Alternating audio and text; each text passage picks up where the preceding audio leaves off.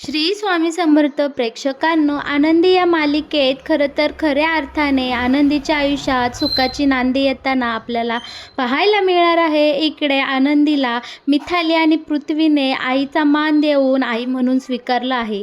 आणि हो, या सगळ्यामध्ये मालक साहेबांच्या मनामध्ये सुद्धा आनंदीविषयी प्रेम निर्माण झालं आहे आणि त्यांना आता आनंदीची कशा प्रकारे काळजी माया वाटू लागली आहे, हे सगळं आता येणाऱ्या काही भागांमध्ये आपल्याला पाहायला मिळणार आहे. आणि हो, तुम्हाला जर हे कशा प्रकारे घडणार आहे हे सगळं जाणून घ्यायचं असेल तर तुम्ही आपला हा व्हिडिओ अगदी शेवटपर्यंत पहा, म्हणजे तुमच्या सगळं काही इकडे लक्षात येऊन जाईल. बरं का, आता इकडे मालिकेमध्ये भाग्या आणि आपली प्राजू आनंदीसाठी छानपैकी वटपौर्णिमेचं वाण घेऊन आलेले आपल्याला पाहायला मिळणार आहे. या दोघीजणी आनंदीला भेटण्यासाठी आलेल्या असतात. शिवाय या सायलीच्या सांगण्यावरून हे ताट घेऊन आनंदीसाठी आलेले असतात. प्राजू आणि भाग्या बोलते की आनंदीताई, तू कशी आहेस, ठीक आहे ना? तेव्हा आनंदी बोलते, मी अगदी छान आहे, तुम्ही कशा आहात आणि तुम्ही अचानक इकडे कसं काय येणं केलं? तेव्हा या दोघीजणीही मिळून म्हणतात की आनंदीताई, तुझ्यासाठी सायलीताईने हे वटपौर्णिमेचं वाण पाठवले आहे आणि ते घेऊनच आम्ही इकडे तुला भेटण्यासाठी आलेलो आहे. आनंदीला हे ऐकून खूप आनंद होतो आणि ती बोलते की मला असं वाटलं की एवढ्या मोठ्या संसार गाड्यामध्ये मी अगदी एकटी पडून जाईल, पण तुम्ही दोघींनी येऊन आणि सायलीताईने आठवणीने माझ्यासाठी हे ताट पाठवून मला खूप आपुलकी आणि माया प्रेम दिलं आहे. हे मला पाहून खूपच मनोमन समाधान वाटत आहे. तेव्हा भाग्या बोलते की अगं ताई, तुला आम्ही कसं बरं एकटं सोडेल, आणि तुझा हा जगण्याचा दृष्टिकोन, आनंदी राहण्याचा दृष्टिकोन आम्हाला खूप आवडतो. कितीही दुःख आली, कितीही संकट आली तरीसुद्धा तू त्यावर मात करते आणि नेहमी प्रसन्न आणि आनंदी राहते. हे पाहून आम्हालासुद्धा जगण्याला उमेद मिळते. बरं का ताई, तू अजिबात स्वतःला एकटी समजू नको. दृष्टी नसूनही प्रत्येक तुझा पाहण्याचा दृष्टिकोन किती सुंदर आहे हे आम्हा सगळ्यांना माहीत आहे आणि आम्ही सगळ्याजणी कधीही तुला एकटं सोडणार नाही. मालक साहेबसुद्धा तुझ्या प्रेमात एक ना एक दिवस नक्की पडतील आणि मुलंही तुझा आई म्हणून स्वीकार करतील. आता इकडे आनंदी या मुलींच्या वागण्या बोलण्याने खूप खुश झालेली असते आणि आनंदी म्हणते, बसा बरं तुम्ही आणि चहा पाणी करा. तेव्हा मुली म्हणतात, नाही ग ताई, आम्हाला जायची घाई आहे. तेव्हा आनंदी बोलते, हे बघा, पुढच्या वर्षी तुम्ही सुद्धा वटपौर्णिमेची पूजा करायची आहे, कारण तुमच्या आयुष्यातही खूप सुंदर सुंदर मुलं येणार आहे आणि तुमचा संसारसुद्धा सुखाचा होईल. तेव्हा आपण सगळ्याजणी मिळून एकाच ठिकाणी वटपौर्णिमा साजरी करू बरं का. तेव्हा मुली म्हणतात की काय ग ताई, तुझं आमच्याविषयी बरं ठीक आहे, आपण नक्की पुढच्या वर्षी एकत्र मिळून सगळ्याजणी वटपौर्णिमा साजरी करू. आणि आता एवढं बोलून ह्या मुली आनंदीचा निरोप घेतात. बरं का, आनंदी इकडे खूप खुश झालेले असते. बरं का, आता इकडे मालक साहेब हे आनंदीवर खूप चिडलेले असतात, कारण मालक साहेबांना आनंदी नोकर म्हणून या निंबाळकर वाड्यामध्ये वावरणार ही गोष्ट अजिबात पटलेली नसती.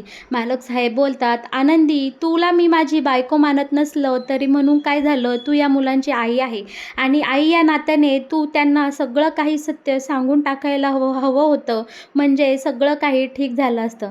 आनंदी बोलते की मालक साहेब, तुमच्या आणि मुलांमध्ये आधीच खूप दुरावा आहे आणि त्यात माझं सत्य जर त्यांना कळलं असतं तर तुमच्यातला दुरावा खूप वाढला असता. शिवाय माझ्या आयुष्यात कायमच काटे पेरलेले आहे आणि काट्यांची वाटच मला कायम चालायला लागणार आहे. हे कितीही कठीण असलं तरीसुद्धा मी त्या मुलांचं मन आई म्हणून नक्कीच जिंकून घेईल. ती माझ्यापेक्षा वयानं मोठी असली म्हणून काय झालं, पण मालक साहेब, त्यांचं आणि माझं दुःख सेम आहे. आम्ही समदुःखी आहोत, कारण मलाही आई वडील नाही आणि त्यांनाही आई नाही. त्यामुळे मी त्या मुलांना अगदी सोप्या पद्धतीने समजून घेऊ शकते आणि त्यांच्यावर आईची माया करू शकते. तुम्हाला माझे हे शब्द जरी अवघड वाटत असले तरी मी ते नक्कीच करून दाखवील आणि तुमचाही विश्वास एक ना एक दिवस मी नक्कीच जिंकणार आहे. एवढं बोलून आनंदी बोलते की मालक साहेब, प्लीज, मी घेतलेला निर्णय मला पूर्ण करू द्या, तुम्ही आता मला अडवू नका. आता इकडे मालक साहेब बोलतात, ठीक आहे आनंदी, तुला जे योग्य वाटेल ते तू कर, इथून पुढे मी तुला काहीही बोलणार नाही. आणि आता इतक्यात आनंदी खाली निघून जाते. आता इकडे हॉलमध्ये पृथ्वीने आनंदीच्या हातचे नाश्त्याला थालीपीठं खाल्लेली असते आणि त्याला अगदी ती चव ओळखीची वाटलेली असते. तेव्हा पृथ्वी वारंवार सगळ्यांना विचारत असतो की ही थालीपीठं कोणी केली, पण आत्या मात्र म्हणते की सुनीताने केली. पण या सगळ्यावर पृथ्वी बोलतो की सुनीताताईंच्या हातची चव मला नक्कीच माहिती आहे, ही थालीपीठं दुसऱ्या कुणीतरी केलेली आहे. तेव्हा पृथ्वी आता आनंदी खाली आल्यावर आनंदीला विचारतो की आनंदी, मला तू खरं खरं सांग की ती थालीपीठं कुणी केली होती. तेव्हा आता इकडे आनंदी गडबडते आणि थोडीशी घाबरते सुद्धा, पण ती हिम्मत करून बोलते की माझं काही चुकलं का, मी काही चुकीचं केलं आहे का. तेव्हा आता पृथ्वी बोलतो नाही, मला फक्त ऐकायचं आहे की ही थालीपीठं नक्की कुणी बनवली होती. तेव्हा आनंदी पण म्हणते की हो, ही थालीपीठं मीच बनवली होती, पण त्यामध्ये काही कमी जास्त झालंय का, मला असं का विचारताय तुम्ही. तेव्हा आता इकडे पृथ्वी हसून म्हणतो की आनंदी, तू माझ्यापेक्षा लहान आहे, पण मला तुला असं काहीतरी सांगायचं आहे. तेव्हा आनंदी बोलती, बोला ना, काय सांगायचं आहे. तेव्हा इकडे पृथ्वी आता बोलतो की आनंदी, ऐक जा मग, तुझ्या हातची चव अगदी आमच्या आईच्या हातासारखी आहे आणि ती थालीपीठं खाऊन मला माझ्या आईचीच आठवण आली आहे. माझी आई अगदी सेम टू सेम तुझ्यासारखी थालीपीठं करायची. तुझं आणि माझ्या आईचं नक्कीच काही कनेक्शन असेल, म्हणूनच असं घडलं आहे. आनंदी, सांग ना, माझ्या आईला तू पहिल्यापासून ओळखत होतीस का, आणि माझ्या आईच्या हाताची चव आणि तुझ्या हाताची चव इतकी सारखी कशी काय आहे. तेव्हा आनंदीला मनोमन खूप आनंद होतो आणि हे ऐकून इकडे माई आणि आबासुद्धा सुखावलेले असतात आणि मितालीही खूप खुश झालेली असते. तेव्हा पृथ्वी बोलतो की आनंदी, तू नक्कीच माझ्या आईची काहीतरी ऋणानुबंध असशील, म्हणूनच तुमच्या दोघींच्या हाताची चव इतकी सेम आहे. आनंदी, वाईट वाटून घेऊ नको, तू माझ्यापेक्षा वयाने लहान दिसतीस, पण मला तुझा हात देशील का, मी तुझा हात माझ्या हातामध्ये घेऊ शकतो का. तेव्हा आनंदी जरा बुचकाळते, पण काहीही क्षणाचा विलंब न करता ती तिचा हात पुढे करते आणि पृथ्वीही खूप मायेने आनंदीचा हात हातात घेतो आणि तिच्या हाताची पप्पी घेतो. वर पृथ्वी बोलूनही दाखवतो, आनंदी, माझ्या आईने आमच्यासाठी इतका सुंदर पदार्थ बनवला ना की आम्ही तिच्या हाताची अशीच पप्पी घ्यायचो. आणि आता पृथ्वी इकडे आनंदीचा हात खूप मायेने हातात घेतो आणि आनंदीच्या स्पर्शामध्ये त्याला जणू काही त्यांच्या आईचा स्पर्श जाणवतो. आता मितालीही तेच बोलते की आनंदी, खरंच तुझ्यामध्ये मला माझ्या आईचा भास होतो आणि खरं तर तुझ्या हाताला अगदी माझ्या आईची चव आहे, हे आम्ही दोघांनीही ऑब्झर्व केलं आहे. आता मितालीही प्रेमाने पुढे येते आणि आनंदीचा हात हातात घेते आणि आनंदीला अगदी पृथ्वीने जशा प्रकारे हात तिच्या माथ्याला लावलेला असतो तसाच आता इकडे मितालीही आनंदीचा हात तिच्या डोक्याला लावते. आणि मिताली ही आनंदीला बोलते, खरंच आनंदी, तुझ्या हातचं आज थालीपीठं खाऊन अगदी आम्हाला आमच्या आईची आठवण झाली आहे. आई जाऊन इतकी वर्ष झाली, पण आईची आठवण आली असा एकही दिवस आमचा गेला नाही. दादाला, मला आणि प्रांजलला कायमच दिवसेंदिवस आमच्या आईची जास्तच आठवण येते. जसं जसं आम्ही तिघेही मोठं होत गेलो तसतशी आईची उणव आणखीच आम्हाला जाणवू लागली आणि रोज येणारा एक प्रत्येक दिवस आईची अजून एकदा पुन्हा नव्याने आठवण करून देतो. आता हे सगळं ऐकल्यानंतर आनंदी त्यांना खूप मायेने बोलते की मी समजू शकते तुमच्या दोघांचंही दुःख, कारण मलाही माझे आई वडील खूप लहानपणी सोडून गेले आहेत. खरं तर तुम्ही खूप नशीबवान आहात की तुम्हाला तुमच्या आईच्या निदान इतक्या आठवणी तरी आठवत आहे. मला तर माझ्या आईच्या काहीच आठवणी आठवत नाही किंवा मला तिचा थोडासुद्धा सहवास लाभलेला नाही. मी खूप लहान होते तेव्हाच आमचे आईवडील आम्हाला सोडून गेले, पण आमच्या आबांनी मात्र आमच्या आयुष्यातली आईची जागा, आई वडिलांची जागा, खरं तर दोघांची जागा भरून काढली आणि आम्हाला खूप मायेने वाढवलेलं आहे. आता बाकी मुलांनी इकडे आनंदीचं हे दुःख ऐकल्यानंतर त्यांना आनंदीविषयी अजूनच माया, प्रेम, आदर वाटू लागलेला असतो आणि पृथ्वी बोलतो, म्हणजे असं म्हणायचं की आपण तिघेही एकदम समदुःखी आहोत, आपल्या तिघांनाही आईची माया, प्रेम कधीही मिळालेलं नाही. आता हे ऐकून आनंदी बोलते की जाऊ द्या, झालं ते झालं, आपल्या नशिबाची भोग आपल्यालाच भोगायचे आहे. आणि हो, तुम्हाला जर तुमच्या आईची कधीही आठवण आली तर माझ्यासोबत नक्की बोलायला या, मला आवडेल तुमच्यासोबत मैत्री करायला.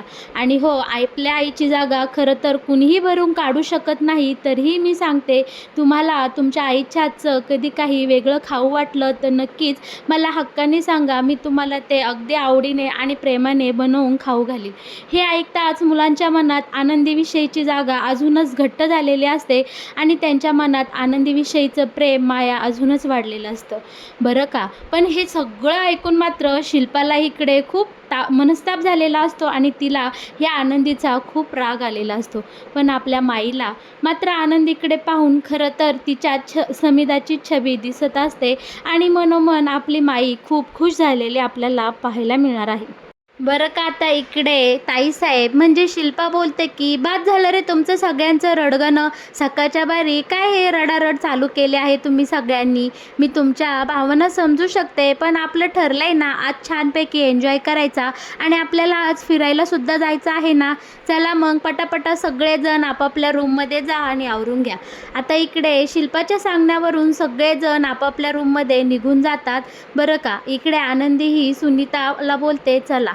तेव्हा आता इकडे आनंदीसुद्धा निघून जायला निघते, तर शिल्पा आनंदीला आवडवते आणि बोलते की मुलांची आई होण्याचा प्रयत्न तू अजिबात करू नकोस, तुझी तेवढी लायकीसुद्धा नाही. माझ्या समिधाची जागा या घरात कुणीही घेऊ शकत नाही. त्यामुळे आनंदी, मी तुला एकदम निक्षून सांगत आहे की तू मुलांच्या वाट्याला जाऊ नकोस आणि त्यांच्यासोबत कसलंही नातं तयार करायचा प्रयत्न करू नकोस. तू त्यांची आई काय साधी मैत्रीणही बनायच्या लायकीची नाही आहेस. त्यामुळं तू जर पुन्हा मुलांच्या समोर किंवा जवळ जाताना मला दिसलीस तर तुझी माझ्याशी गाठ आहे. आणि इकडे सुनीताला बोलते की सुनीता राणी साहेब, तुम्हाला काही वेगळं सांगितलं पाहिजे का. चल नी कामाला लाग. काय चाललंय तुझं इथे, कशासाठी तू इथे थांबली आहेस ग.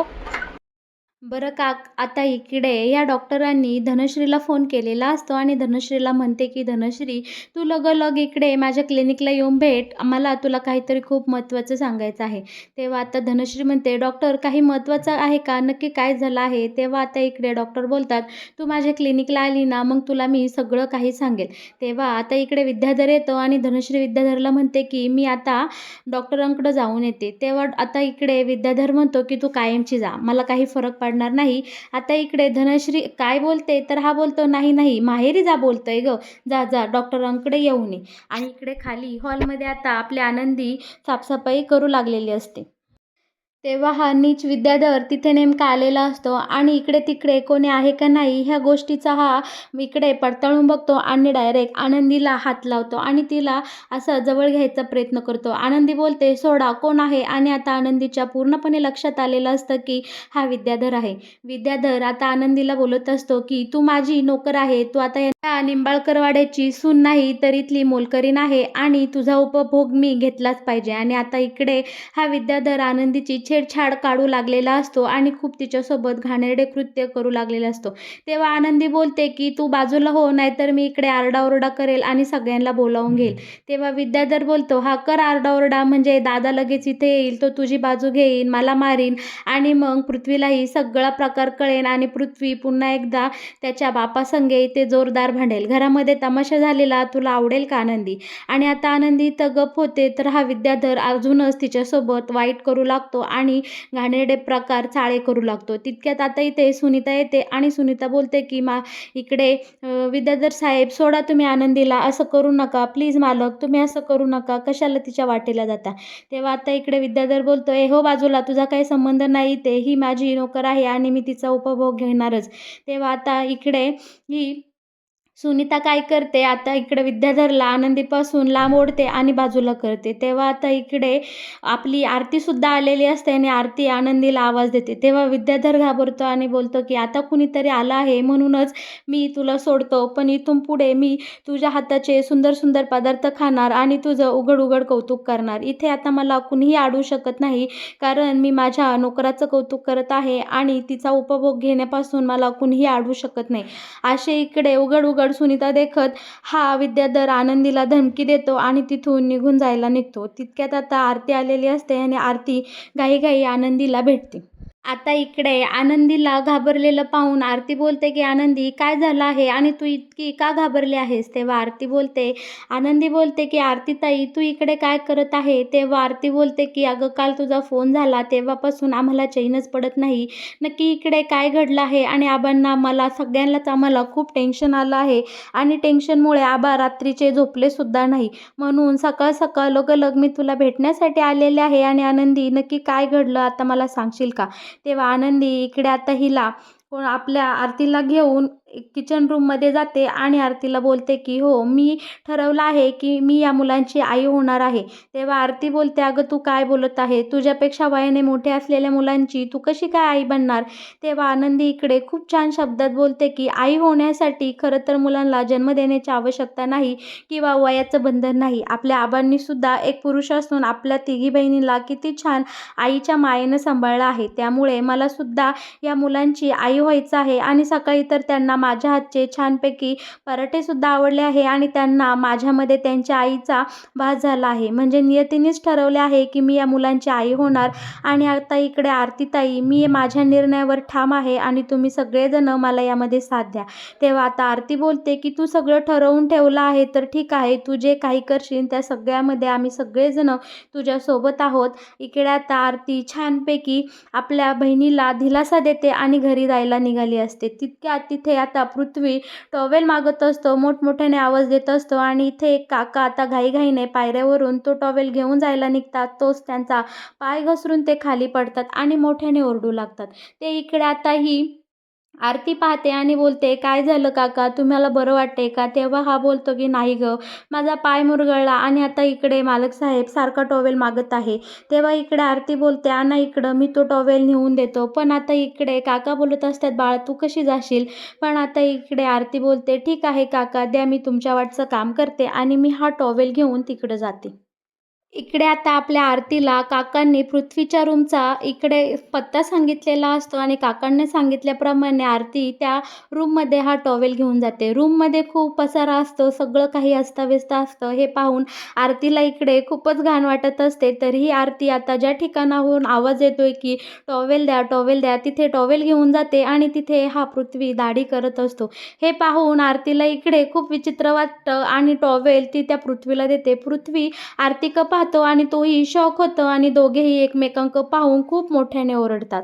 आता इकडे तर पृथ्वी आणि आरतीची चांगलीच गाठभेट झालेली असते. दोघेही समोरासमोर आलेले असतात.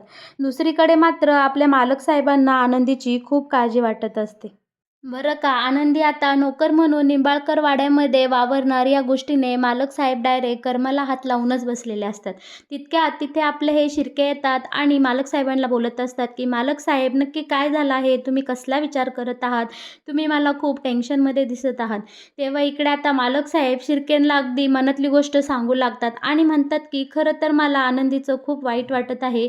या पोरीने काय ठरवलं आहे की नोकर बनून या निंबाळकर वाड्यामध्ये वावरणार. खरं तर ती त्या निंबाळकर वाड्याची थोरली सून आहे आणि ह्या मालक साहेबाची पत्नी आहे आणि मी तर तिला आजवर कधी माझ्या बायकोचा मान दिला नाही. पण निदान घरच्यांनी तरी तिला सून म्हणून मान द्यावा अशी माझी इच्छा होती. आता इकडे आनंदीविषयी एवढे छान काळजीचे शब्द ऐकून आपले शिर्के मनातल्या मनात हसतात. कारण आता शिर्केंच्या चांगलंच लक्षात आलेलं असतं की आपले मालक साहेब हे आनंदीच्या प्रेमात पडलेले आहेत आणि त्यांनी मनोमन आता आनंदीला त्यांच्या बायकोचा दर्जा देऊन टाकलेला आहे. पण मालक साहेब हे कधीही मान्य करणार नाही हे शिर्के चांगलेच ओळखून असतात. आता मालक साहेब बोलत असतात की आनंदीला मी सगळ्या गावासमोर लग्न करून घरी नेलं आहे. मी तिच्या जवळची माणसं तोडून माझ्या घरामध्ये नेऊन ठेवलं आहे. मग तिला तिथे चांगलं मानपान मिळाला पाहिजे, चांगलं आयुष्य जगता आलं पाहिजे, ही माझी एवढी साधी इच्छा आहे. आता हे ऐकून शिर्के बोलतात की मालक साहेब आनंदीने जो निर्णय घेतला आहे तो तिने स्वतःने घेतलेला आहे आणि त्यामागे तिचं नक्कीच काहीतरी हेतू असेल हे मला चांगलंच माहीत आहे. आणि राहिला प्रश्न ती नोकराची कपडे घालून तिथं वावरणार तर तुम्हीच ठरवून दिला आहे की संपूर्ण नोकर माणसांनी जो काही बंगल्याचा कोट ड्रेस आहे तो घालायचा. म्हणूनच आनंदीने त्या नोकर माणसांसारखा तो ड्रेस घातला आहे आणि त्या गोष्टीचं खरं तर तुम्हाला वाईट वाटत आहे. आणि शिर्के मालक साहेबांकडे पाहून हसत असतात.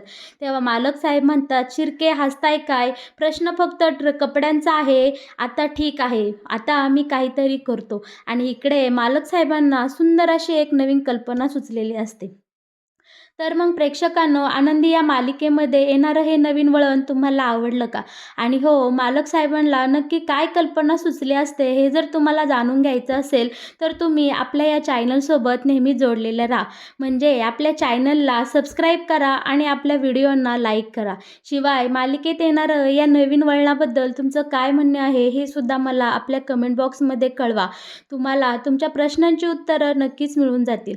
आणि हो, नक्की आता मालक साहेब आनंदीविषयी काय विशेष करणार, आनंदीसाठी ते काय वेगळं करणार, काय वेगळी कल्पना, काय नवीन आयडिया लावणार, हे जर तुम्हाला नक्कीच जाणून घ्यायचं असेल, तर तुम्ही आपल्या या चॅनलसोबत नेहमी जोडलेले राहा. शिर्केंला मात्र आता कळून चुकलेलं असतं, की आपले मालक साहेब हे आनंदीच्या प्रेमामध्ये पक्केच पडलेले असतात आणि मालक साहेब आनंदीसाठी खूप काहीतरी छान करणार असं आता शिर्के इकडे ओळखून असतात. बरं का प्रेक्षकांनो, फायनली आपल्या आनंदीच्या आयुष्यात सुखाची नांदी आलेली आपल्याला आता पाहायला मिळणार आहे.